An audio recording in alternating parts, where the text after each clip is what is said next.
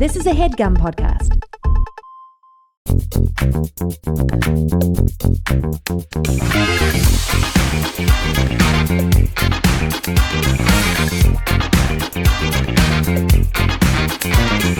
Hello and welcome to Perfect Person, the show where I'm perfect and you're a person. Today I had some orange wine during the daytime. Kind of a variation on what if a wine that was white was a skin contact wine. And I don't actually know what that means. But to be honest, gang, I'm smart for drinking it. I had something that was cool to have. Something that smart people are like, that's the wine that you should be having. It's cool, it's chic, it's trendy, and guess what? Scrooby? I'm alone in the studio. Once again, I find myself alone in my studio for the Triannual Solo episode. I did one of these last year around Christmas time, and it was a treat. It was a whole ass treat. I loved it. I thought it was like much more intimate than a regular episode. I've been doing callbacks on the Patreon native plug where I talk to people who I have given advice to that's changed their lives. It's changed their freaking mind houses. And so today I'm going to be doing the solo style for the main Shan, for the regular people, for the people out there that are just thinking, you know what? I'm a perfect person too, and I need help. So I'm going to be calling back my buddies here. You know what I mean? Giving them exclusive advice from the horse's mouth, not diluted by some cool comedian or friend of mine or some influencer. I'm always having makeup influencers on here. I'd love to get someone that was really out of place.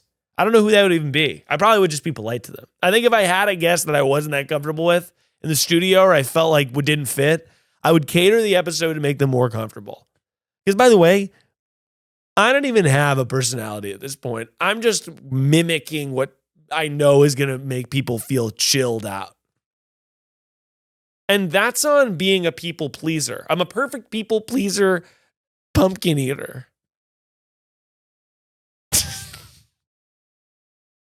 Now, as always, if you like the show, you can rate and subscribe it on Spotify. And you can obviously tell your friends about the show. Because if you like the show, you're going to be like, hey, by the way, there's a show, Perfect Person. Guess what? You'd like it. It's actually fun and flirty. Boing. And if you love the show, you can consider joining us on Patreon.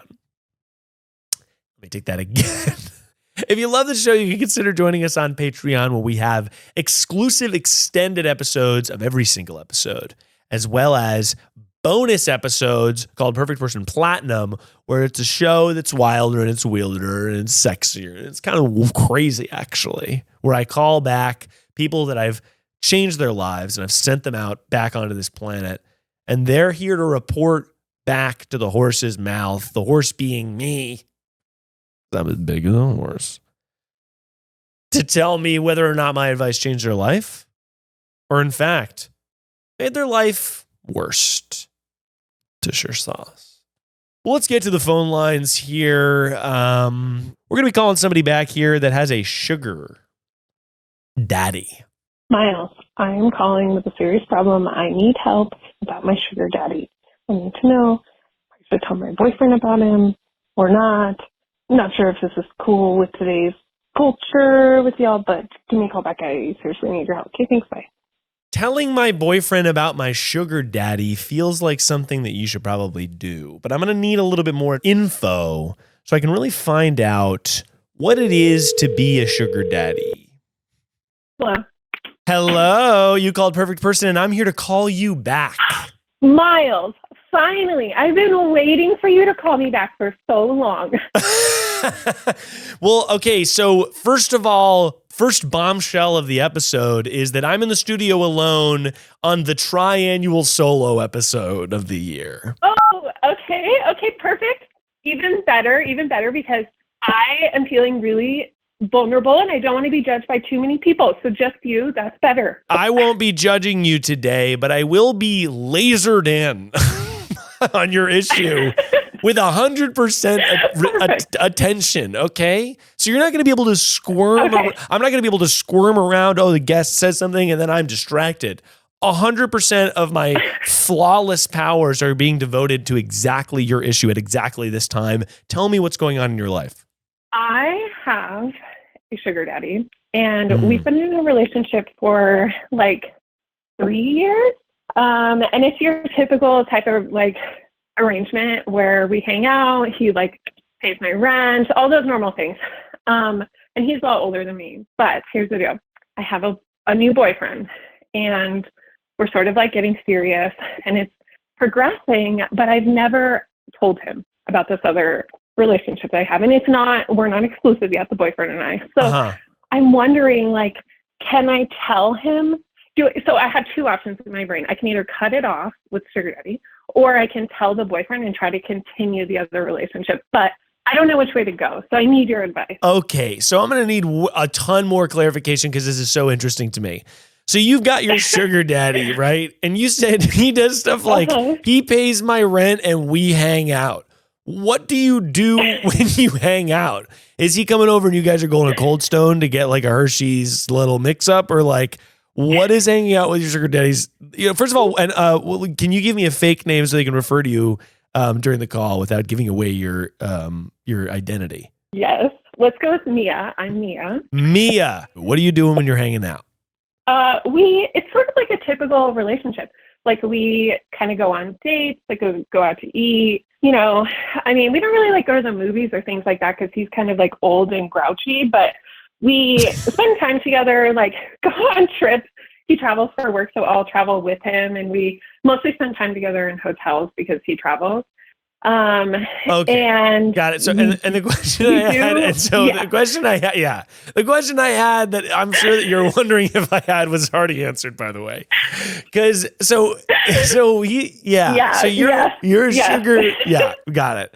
So there's and I hate to put it this way, but there's an exchange of goods, Mia.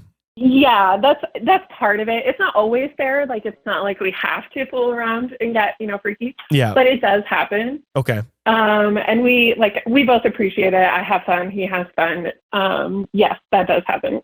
Yeah. Well, so here's what I'll say. Now, okay, so you're in this line of work. Obviously, it's become lucrative for you. Is this your primary line of work, or do you do other stuff for a living? No. Yeah, no. I have a real job, like a career. I'm actually not even, like, I'm in my early 30s, so I'm not even your typical, like, person that you are probably picturing. I have, like, a legit career and everything. This just sort of happened. You're an untraditional sugar baby. Yes. Got it. Because that's the term. And by the way, to be clear, that's the term I should be using? Sugar baby? I think so. I don't like tell my friends. I don't use that word with my friends or anything, but we'll go with it. Yeah, it seems appropriate. I guess my question is, how do you refer to what you do to your friends? Like, if you were describing what you do, would you say I have a sugar daddy? No, I just tell them that, like, there's this older guy who I have a relationship with, and he likes to pay for things for me because he will also like I think he might buy me a new car eventually. He'll just kind of give me money. Yeah, that is like unbelievably financially lucrative. Okay, so right? Gotcha. I see your conundrum here. Well, here's what I'll say. Tell me about the person that you started dating, because I want to hear about them and how you met that person. Okay, yeah.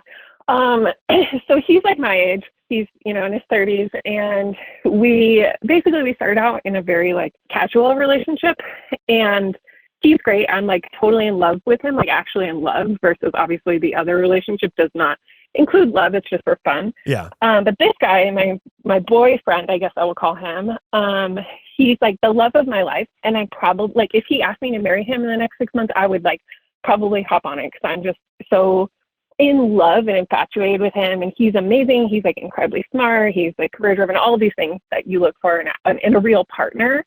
Yeah. So, yeah. So basically it's been very casual, but it's starting to like I suspect that we're going to have the exclusivity talk soon. Yeah. And I don't know what to do. I'm feeling a little in too deep with the other things. So what do I do? Okay, so here's my thinking on this. You can't be on a plane to Mykonos when he's asking you to be exclusive. But I do think that probably, okay, so I think you want to, if you haven't met, how long have you been dating this guy casually? Well, on and off about a year. Okay, gotcha. So on and off about a year. So probably too long for something. Is he aware that you're seeing other people? Yes. But to be honest, I haven't told him about this. Like, I'm sort of feeling judged about it. And so I've been like, I haven't been honest with him about this though. He knows that there's other people, but he doesn't know the terms of this relationship. Okay, so here's what I'll say. I think that you should give this information to him in chunks.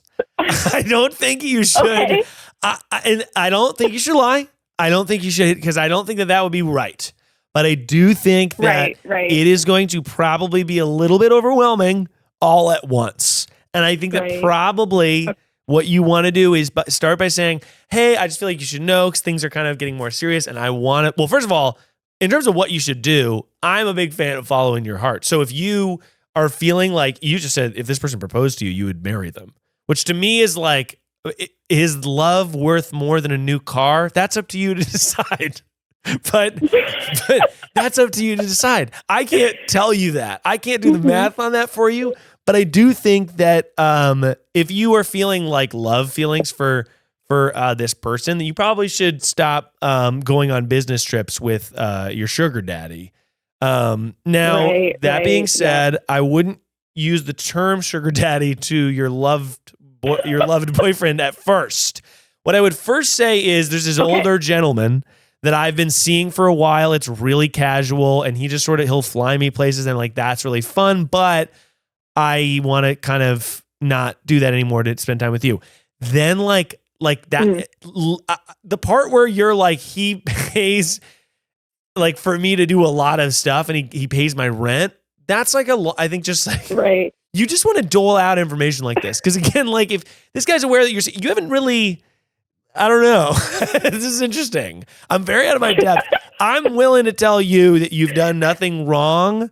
Because you said this was a casual, because you said this is a casual relationship, and the guy is aware that you're seeing other people, right?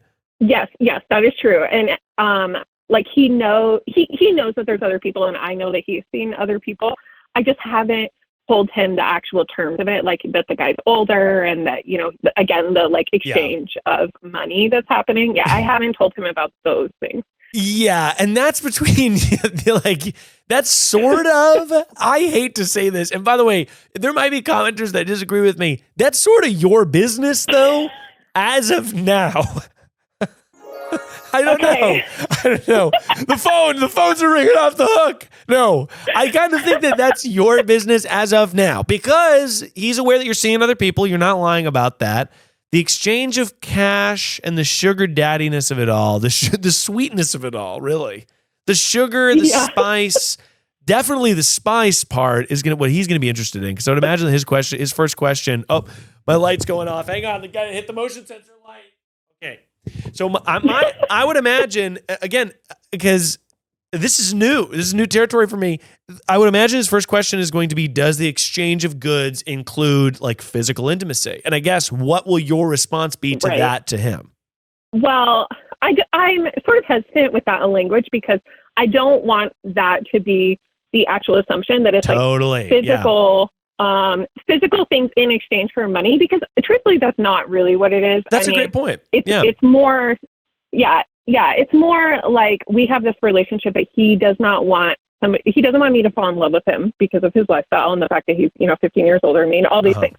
So he's sort of putting these parameters on the relationship, and by giving me money, it sort of prevents that, like, I'm falling in love and I want to marry you and all these things. It sort of keeps me at arm's distance. Yeah. And makes it transactional. I think that makes sense. Yeah. And I would say, in terms of, I think you're totally right. Like, to be careful with the language you put around it, to be like, this is kind of a different thing. I would imagine that he's probably going to be like, actually, I don't know. I could go totally other way. I'm trying to put my position in his shoes. I'm seeing someone casually and then it kind of go. Honestly, though, this person likes you. I would imagine that this person, the person you're dating, the boyfriend type, likes you for who you are. And who you are is somebody that is fun. You're willing to take risks. You're willing to do stuff that is a little like, quote unquote, maybe edgy. Maybe like, it's like a little risky. It's fun. Like this guy is paying me for me. Like this boyfriend person likes you because of those qualities that have led you to do this thing.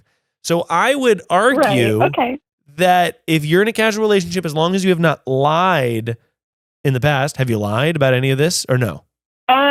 No, I haven't. I just have not told him things. Like I've gone on a couple trips that I haven't told him about going on the trip, but I haven't like, he knows that there's other people. I just haven't told him all of the details. So I'm not sure how to answer that question, but. No, I think that's, I think you definitely need to bring this up with him soon. And I think probably you need to tell the daddy with this, tell the sugar daddy, hey, I'm gonna have to put a pause on my sugar baby duties, because so I kind of already have. I did do that because I was like, shoot, this is getting serious. So I just kind of have been like told him that I'm busy and I haven't really given him the details, and he's understanding. But I'm also willing to end that.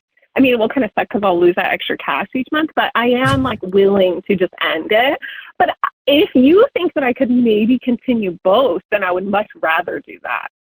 Okay, so that's between you and the person. I would say, and everyone's different. Like, you know, I'm not somebody that operates necessarily that way. Like if I wanted to date someone and have them be exclusive, it feels like you're sort of like feeling like there's a next step, and what that next step looks like for him and you, it just depends on your relationship. Like for me, the next step from casual to a relationship means like something that's more monogamous. But that's not true for everybody. You know, this guy might be like, oh, well, the next step just means that like we're more emotionally intimate with each other, but you're still able to do this thing with this guy that pays your rent. But honestly, I would also approach that in chunks.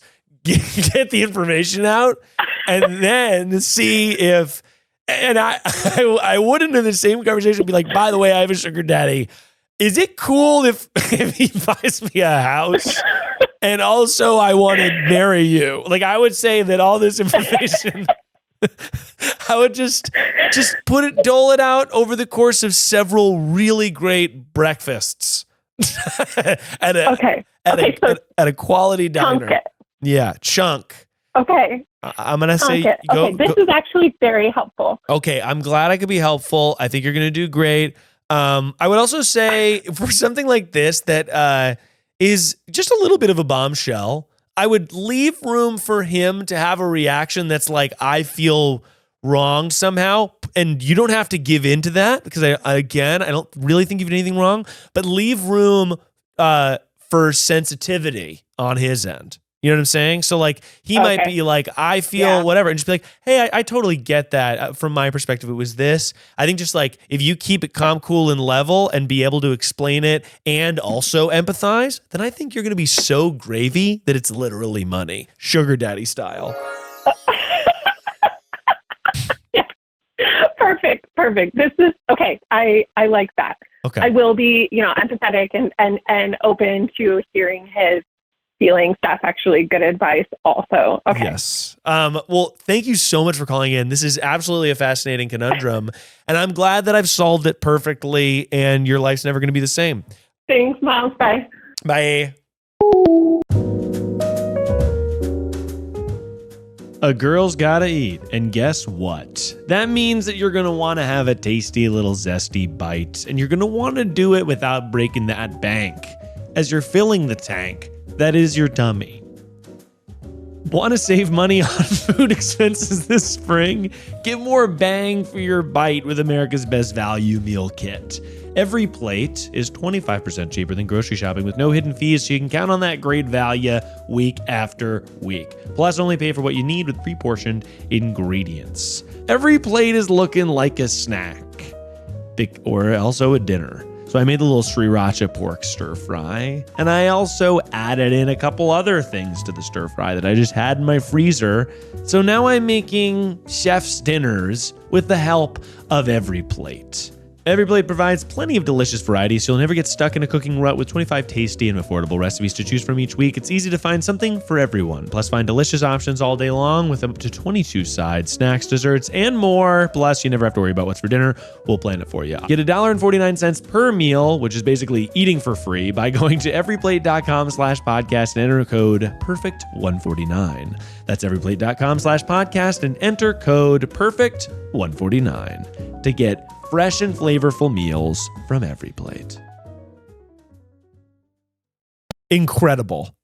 Obviously, as like that is one of those calls where I'm just like, I just gotta fucking hunker down and get into this meat. Because I'm obviously not, well, no, just kidding. I am qualified. I'm qualified for any and all issues. And I actually think that I solved that pretty perfectly. I think I knew a couple people with sugar daddies when I was younger. And the longevity of the sugar daddiness is honestly what is impressive to me. It's been a while.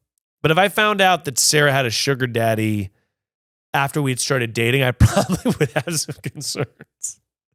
I would just be like, this probably would have been helpful information for me to have. But I get it that you didn't tell me. But yeah. Anyway, wow, truly that's so interesting. Okay, we got another caller here. The phone's ringing off the damn hook, and obviously we're going to need to get to the people, to get to their conundrums, because guess who? And by guess who, I mean it's time to get ready to rip. Here's another voicemail. Hi, Miles. My roommate's sister has been crashing on our couch for 2 months now. How do I get her out without ruining my friendship with my roommate? Thank you. This is a classic conundrum, by the way. How do I get someone who's crashing on my couch to get the hell out of here? Because I want my freaking sofa back. Let's get a little bit more information. Holy shit. Hello, you called perfect person, and I'm here to call you back to solve your issues. Holy crap. Hi. Hi, how's it going? I'm alone in the studio. I'm watching Bluey. You're watching what? You're alone? Bluey. Bluey? Yeah, I'm sorry. I'm a little intoxicated right now. I'm watching the Bluey, the little dog. Bluey the little kid show. Is it like a Blue's Clues thing? Bluey feels, and I hate to say this, a little too close to Blowy, and I hate to say it, but Blowy the dog is not. It is the kid show. Is not appropriate. Okay. No. So tell me. So tell me. First of all, tell me your name or a fake name that you want me to call you during the duration of the call. Bluey. Let's go, Bluey. Bluey. Yeah. Bluey. Thank you so much for calling. So you have your roommate's sister has been crashing on your couch. Tell me about the situation. Tell me about your relationship with the roommate and the roommate's sister.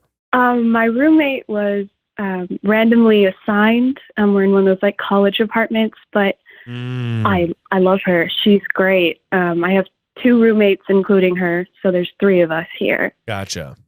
It's not very big, the apartment, but you know, all things considered, it gets the job done. About 2 months ago, the sister came and was supposed to stay here for a week. Then that became 2 weeks. And then that became her looking for a place to move down here in our like town. And now we're 2 months here. And there's no end in sight, Miles. I don't know what to do. Okay, so is there some sort of tragic backstory where your roommate's sister's family was killed by like Wolverines or something? Or is she just looking for a place to stay? They're in Spain, like the whole country Spain. And both okay, of them, so no, I think is the answer. They're just kind of in Spain. They're out of reach. Yeah. Wow. Okay, so got it. How old is the sister? 24, and I'm 21, so you're 20, okay, so you're 21, and somehow this 24-year-old, which at this point might as well be a boomer, you know what I'm saying, is staying on your couch, and you're like, why? I mean, this is a good question. Now, was there ever a group text or a family meeting between the houses, the sisterhood of the traveling pants, where you guys were all like, hey, by the way, my sister's going to be here, and I just want to let you guys know. Was that ever established, or did it just sort of start happening? It was established, but she was basically like, 1 week, we're good. And then it was, actually, I think we're going to have her move down here, and we're going to start looking for a place. And then that became 1 week of looking for a place, but she has really bad credit, and she can't put down a deposit. Yeah. And then that went to like, we're here at 2 months. Also, I was like my other 2 roommates went out of town for like spring break. So it was just me and her here. And she started bringing her like Tinder hookups. No, and I had to talk to her and be like, way. That's so gross, Blowy. I'm sorry to call you Blowy. Blowy. Let's use a different name. Kate. I don't know. Let's choose a different name. Okay, so Kate, I can't do the other name. Okay, so Kate, that's crazy. So she was hooking up with people on the couch, or just bringing them over? Bringing them over, but there definitely was like some foreplay in the living room. But ew, God, that is so foul. There was foreplay in the foreplay in the shared living room. Maybe the episode title, but so okay, now. Okay, so she's bringing over. That's so inappropriate.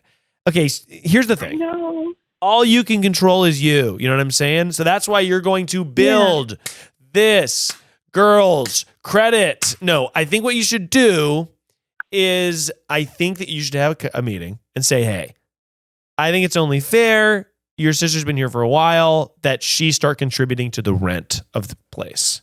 Does she contribute to the rent now or no? No, she doesn't even buy her own groceries. Okay. But she has like an online job, so I don't know she's sitting on money, Miles. You need to confront this with your friend, because you're friendly with the girl whose sister it is, right? So I would say, just be like, hey, how's it going? I just had a question. Not in front of the sister, by the way. Not in front of the sister, because that could be crazy. Oh, no. The sister could be like, well, if I fucking whatever. Like, she could do something nuts. And who knows? She sounds unhinged, by the way. She's giving handies in the living room for all we know. So it's like, we gotta. She's crazy. Yeah, that's. She's one of those people that like falls in love in like one day, and it's all like it's just been crazy. Like she'll cry in the living room. I'll wake up in the morning to her crying on the couch on the phone. Oh no. Yeah, by the way, I love that messy. She was bringing over hookups in the living room, and you were like, the craziest thing she could possibly do is fall in love at first sight. Isn't that so crazy? And it's like, I feel like there's other lot about me. Yeah, there's like other stuff on the table that's way weirder. But okay, so yeah, I think you need to talk to your actual roommate and say, hey, you said she was going to be here for a week, and it's just been a lot longer than that. I get it, like it's taking you guys a while to find a place, but I think she has to contribute to the rent because she's been here for a long time. It means we can't use the living room. She's sharing our facilities, our utilities, all that stuff. How would this? It doesn't have to be like an equal split because she's staying in the living room, but just like find enough, just like, and maybe you could talk to the other roommates about this situation and be like, hey, we were kind of talking. It's just like, we pay a lot for rent and times are tough for everybody, but would it be okay if she started contributing to the rent here? Or she starts staying in her roommate's room. They do that sometimes, but I never know. Like some nights she's on the couch, other nights she's in like her sister's room. I think it would be good to like, because I need couch time. I've been in my room a lot more instead of in the living room. Yeah. I think that, you just got to get money from this person. Like you can't demand that they move out because they're like a friend of the thing. You know what I mean? That's such a weird precedent to be like, oh, then you can't have guests over or something. But I like, even though that's not true, like this is such an egregious abuse. But I would say, like you got to get cash, get that shmoney. How much is your rent? $540. $540. Yeah. Demand half that from the girl as well. Or like, demand that everyone should be paid for the inconvenience. So if everyone's rent is $540, then like have her pay, have everyone's rent be knocked down by $50 and she pays $250 or something. It's like, she just, you know what I mean? Like, it just doesn't make any sense that she would be able to live there scot-free. You also don't have to come off like a jerk in this. Just be like, hey, I was just thinking, would it be okay if this? Start with a would it be okay if this? And if that doesn't work, you go more insane. Would it be okay if this works? Okay. Oh, yeah? Well, I'm arresting your sister. No, like, would it be okay if this works? And then if that doesn't work, then you're going to want to do like a, hey, it's important to me that we do X. But start with the path of least resistance. And then if the path of least resistance doesn't work, then I want you to create the most resistant path forward, and I want you to go for it. Okay. Big time. Should I bring like my brother and have him like sleep on the couch with her, you know? You should bring you should bring your brother, have your brother sleep on the couch, be like, oh yeah, well, you guys are sharing now. And guess what? My brother has sleep apnea, and he's going to be on CPAP. No fucking way. Your brother uses that CPAP, baby. So your brother's going to be on the CPAP, and he's going to be sleeping in the same couch as the sister. That's so funny. Wow, I really called out your brother. It's like my dad has it and my brother has it, but he doesn't want to admit it. But I can't share a room with him anymore. Like, whoa, yeah, that's tough. Well, you're psychic, Miles. I'm a little psychic. Just a hint. Just a hint. One time, this psychic. By the way, this is crazy. I remember when I was like 13 or something, maybe younger. I was in Florida with my grandparents, and this woman came up across this restaurant. She was staring at me, and she just goes, "Hi. I was just reading your aura from across the room, and it is fucking off the charts." She like was a local psychic, and she was like, "Can I read your palms?" And I was like, "I don't know, I guess." And she read my palms and was like, "You're gonna write a book one day, and then you're gonna go on a big." Have you written a book? I have not written a book yet, but I've thought about it. Hey, oh my gosh. But then she was like, "Thank you."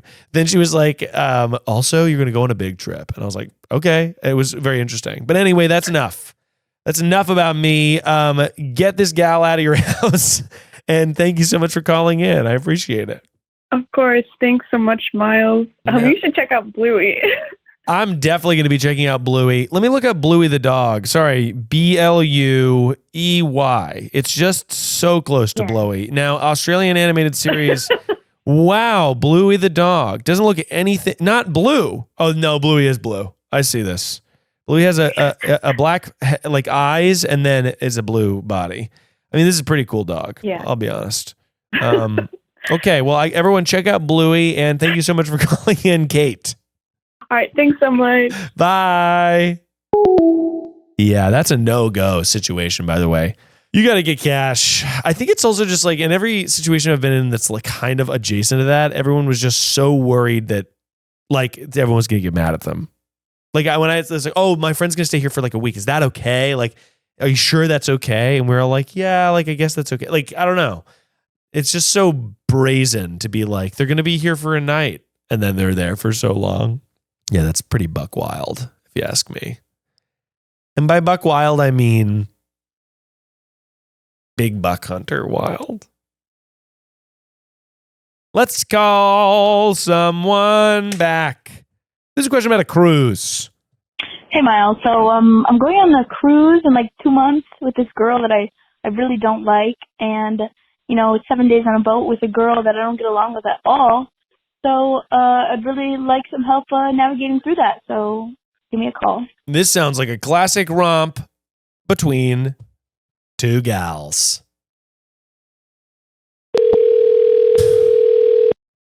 There's no way. Hello. You called perfect person, and I'm here to call you back. Oh my gosh, I think I'm going to start crying. Don't cry. Everything is okay. I've been waiting for this for so long, and I saw the Beverly Hills thing, and I was like, no way. That's right. I want to make it very clear that I don't live in Beverly Hills. That's just the phone number that I use. No, I think that those titles are usually inaccurate. Yeah. I want everyone to know out there that I'm not like hanging out in Beverly Hills. I'm nowhere near that popular I respect it. And or cool. I live under the Hollywood sign. No, I'm just kidding. Okay, so I live on the Hollywood sign. I live on the Hollywood sign. That's right. Well, so thank you so much for calling in. What is your name or a fake name that I can use for you? You give me a name. Paula. Paula. Okay. All right. So Paula, Now, I saw your voicemail, and the first thing I'll say is that how did you get into this big conundrum? Also, I figure I should let you know I'm alone in the studio for the Triannual Solo episode. Honestly, I'm really happy about that, which I love when you have guests, but the solo ones are just so much more awkward. Like, why not? Because they're not awkward. I shouldn't say that they're awkward, but like, they're perfect. Thank you so much. I'm happy to do the most awkward episode of all time, and I'm hoping that this takes the cake for the most awkward call. Let's go. Let's do it. Let's do it. But yeah, so tell me what's going on with this cruise. I'm going to try to make it short because it's a long story, but my mom is a travel agent. She loves to do her little cruises. If you ever need a little, I'll plug her, not actually, but if you ever need a cruise, I'll get you in there. Big time. But we have like these family friends, and I went to high school with their daughter. She grew up with like the parents, and we're going on this cruise with like a bunch of different families. And she said they weren't coming. And then next thing you know, Elena, they're coming. And I'm like, that's terrible, because me and the daughter, we went to high school together, and we were like best friends at one point, and then we just don't get along like at all. But yeah. Well, hang on. Sorry, this girl just came in my room, and I was like, just give me a minute. But hang on. We don't get along. What happened? Because it sounds like there's the record scratch again. It sounds like something happened, or was there a falling out, or was just sort of a general fade away? Well, okay, so me and this girl were like best friends freshman year of high school, and then like she just kind of started being a little bit pretentious, like acting like, oh, I'm better than everybody else. And I was like, okay, like I don't really vibe with this at all. Interesting. Now, what would she do that would market to you that she felt that she was better than everybody else? Was she sort of like looking at your clothes and saying, no chance? Okay, I'll give you the whole little, I'll make it quick, but I'll give you the spiel. Basically, she like started copying everything I do. And like when we were freshmen, I dated this kid she went to middle school with. And like it was a really nasty, like sort of breakup. Like he was like, oh, like running around the whole school talking crap about me. And she took his side. Yeah. Then, yeah, like that's not really, because we were best friends. Like that's just not the vibe. Yeah, that's not the vibe, big time. So you felt that she didn't have your back as a friend. No. And then like she kind of started like, I don't want to say like copying everything I do, but like I had like these purses, and then she bought like the same ones, but told me I wasn't allowed to buy the same things as her. Gotcha. And I was like, okay. And how old are you? That's a little odd. How old are you now? I'm a freshman in college. So you're a freshman in college now, and a lot of this sort of... And we go to the same school. You go to the same college. Got it. So, well, here's the question. Yeah. Do you interact with her at college at all? Yeah. You do? Is she a part of your friend group or no? It's just like I have a lot of family friends that go here because we go to a pretty big school. Okay. And so whenever like or I guess like if we're going, like all of our cousins are going out, or all of like our family friends are going out, like we will have to interact with each other. And then we live pretty close. Like we're only like 2 dorm buildings away from each other. So we'll just run into each other. And when you run into each other, are there niceties that are shared? Or are you like stone cold, it's like bad to see her? No, it's like we're both really nice to each other, but there's like an understanding that like we know we both don't like each other.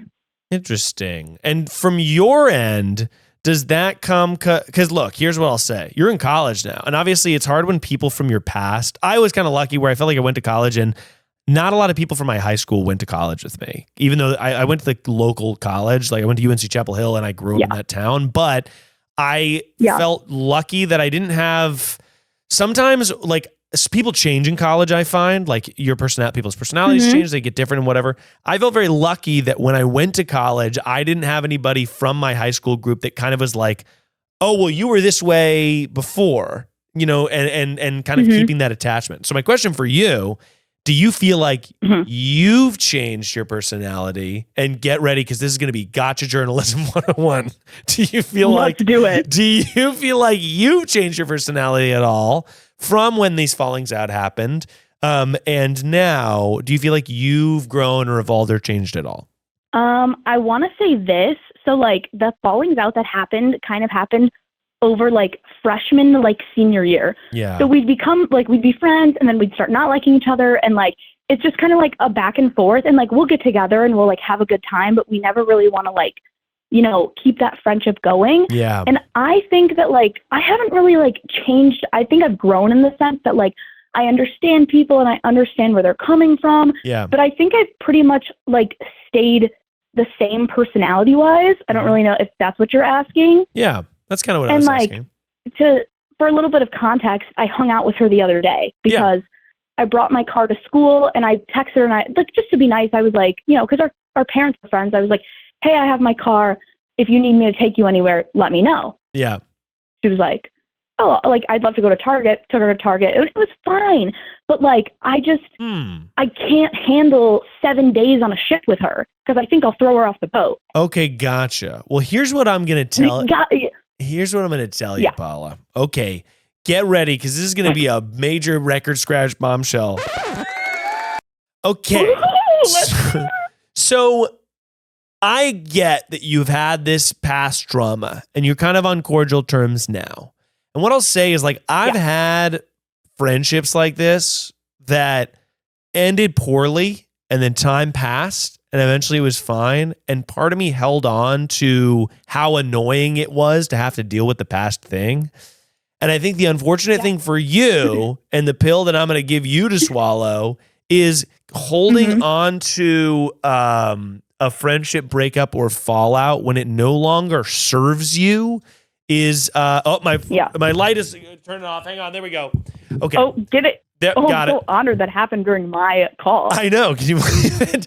Holding on to friendship drama when it no longer serves you is only going to end up giving you pain and isn't going to end up making your life any better. And what I mean by that is, okay, look, if you were still in high school and this person's in your friend group, they're talking shit about you or whatever, then holding on to the friendship drama will serve you, because you're like, no, fucking, this person like was weird to me in the past, and I think they're going to still be weird to me. So I don't want to say something to them they're going to betray me and tell somebody else or whatever. Like, that is holding on to drama that will serve you, or like knowing that someone who is in your close circle or close group of friends does not have your back. That's drama that does serve you. Hold on to that.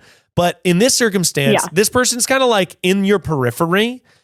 You guys are nice and cordial. But holding on to this level of drama is not going to serve you or make your life better. And you're about to go on this cruise. You don't need to be this person's best friend, but releasing some of the drama and being like, look, I'm going to take this person at face value. If we're at the pool on the cruise together, then that's great. But I don't need this person to be my best friend. And me holding on to this thing of from the past, like, I don't know. My worry for you is just that it might not serve you anymore. And if you release it and you relax it, then you might be like, oh, we hang out a little bit on the boat, and then I go fucking do my own thing, and I'm meeting, 2 kids from south of France who are on the cruise somehow. And they knew how to juggle. Yeah. They could teach me how to juggle. That's right. Together all of a sudden. Absolutely. Well, yeah, and I didn't say this, but we are going to be, we're going to be with other families, and like my best friend's coming. So like, I'm not worried about that. And I think you're right. Like, I don't have to be her best friend. I always say that too. Like, I don't have to be their best friend, but I will, I'm not going to make the trip a bad time just because I don't necessarily want to be with her.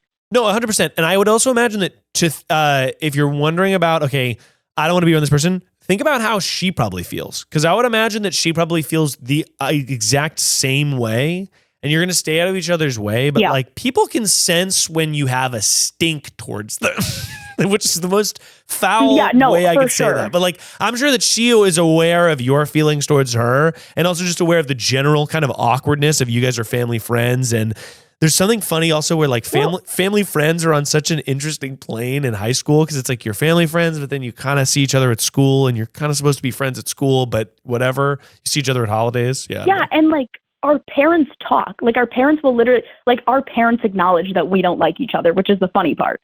Because like, I'm close with my parents. She's close with her. So when they get together, because they're together all the time, they're like, oh yeah, it's too bad they're not friends. And it's just like, No, and I get too, I'm not, if this person has wronged you in the past, then it's like, you don't want to like you want to be able to own that. And I totally understand that. I think just For sure. at certain times, I have found that like I don't like to have any bad blood out there. # Taylor Swift.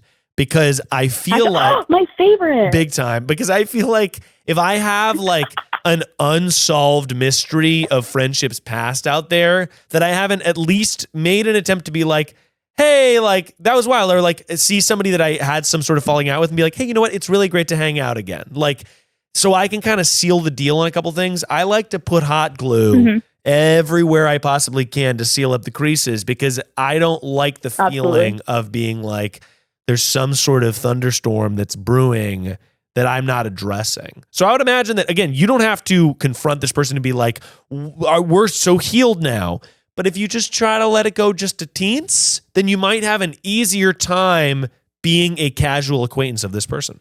Yeah, I think I needed to hear that too because, you know, I should, obviously, yeah, she's wronged me in the past. And I'm sure I've done some stuff that she's not too happy about, you know, like this awkwardness and stuff. Right. But like, I definitely just need to be nice, ask her, like I'll invite her to hang out. And like, if she does bother me at all, I'll just kind of let it go and hang out with my other friends. Exactly. There we go, like, Paula.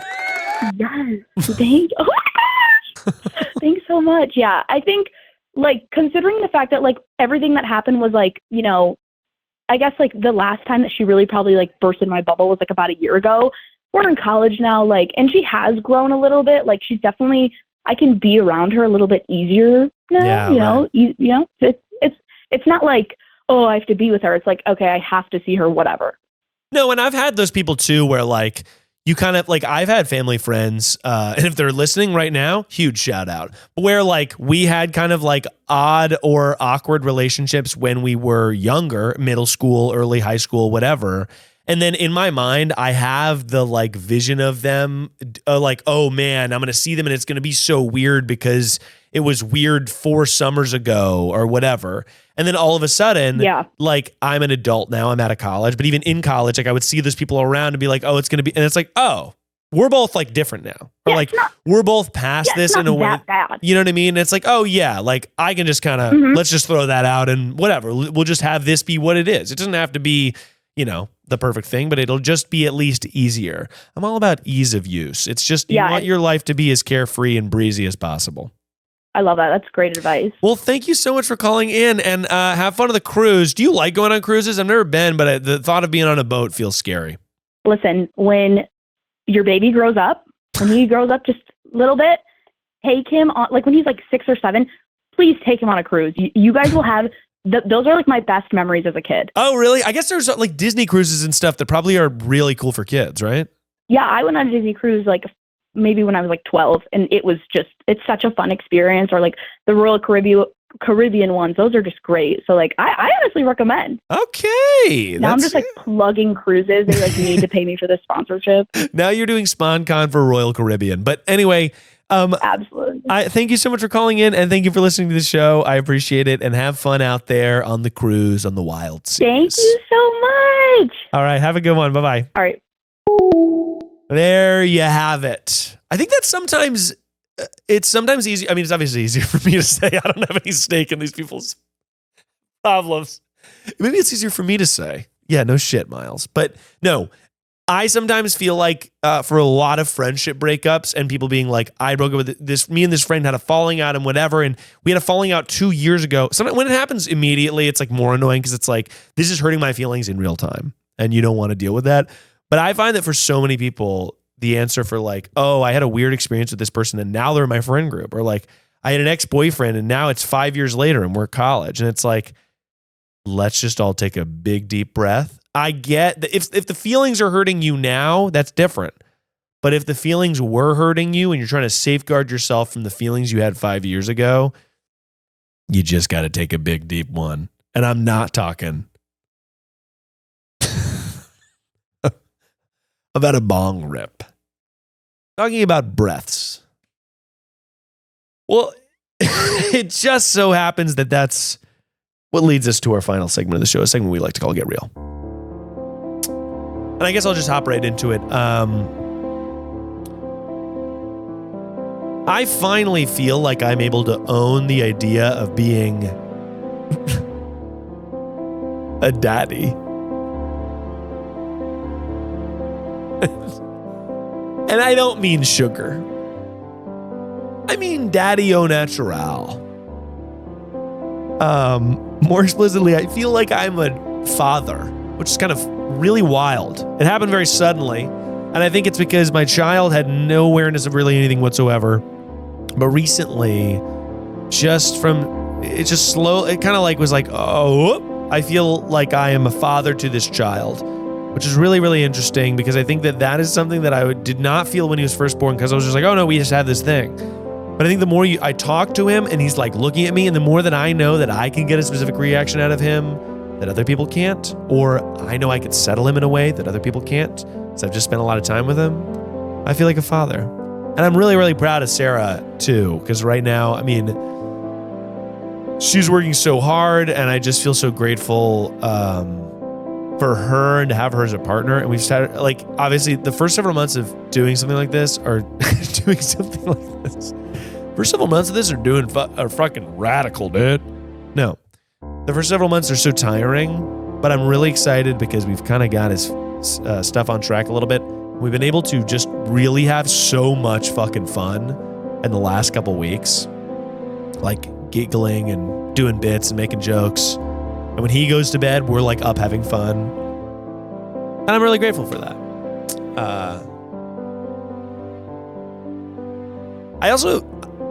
I think all the time, not to get on my soapbox, even though that's literally the segment of the show should be called Soapbox. I cannot wait for when I just have, like, the end goal for me is just that I have so much free time that I can hang out with my son. He'll go to school. I come home. I'm jimming and jamming on little creative projects. And then, like, I make dinner and we go to bed. And I don't fucking work at all. And this show is included in work because I like doing this show a lot. But I just think about all the time how there are so many people, all of my friends, who are so valuable. They're valuable members of my community. They're valuable members of society. And they have to work these fucking shitty jobs. And it's crazy. It's crazy that we live in a country where you cannot make a living or save any type of money or live in any type of place that's not full of rodents if you work a minimum wage job, or even beyond that, more than a minimum wage. If you work any entry-level job, it's impossible to fucking save unless you have generational wealth. And I just that's been bothering me more recently because I've been getting more successful, and I really feel proud of that. And I'm like, I'm doing great. I'm so excited. I'm so happy. But I'm like, man, like, I feel so lucky to be where I am at. And I feel like I'm like, it's just fucking crazy. It's crazy the amount of work that everyone has to put in to reach just a base level of enjoyment.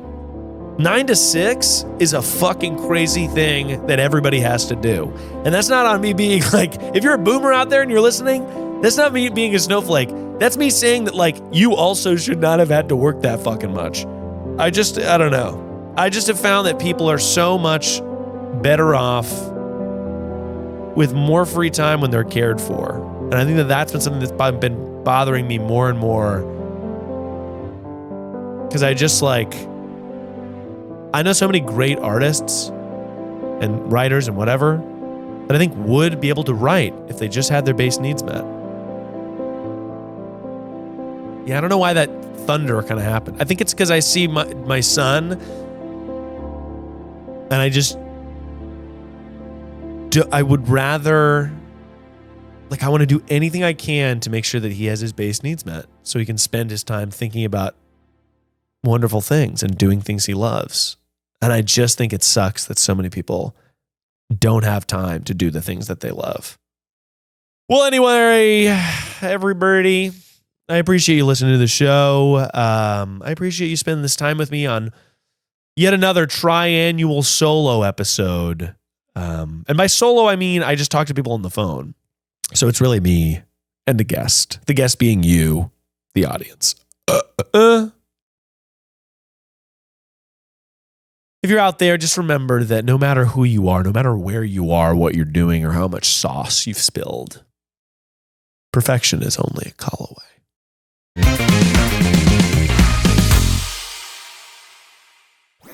That was a Headgum podcast.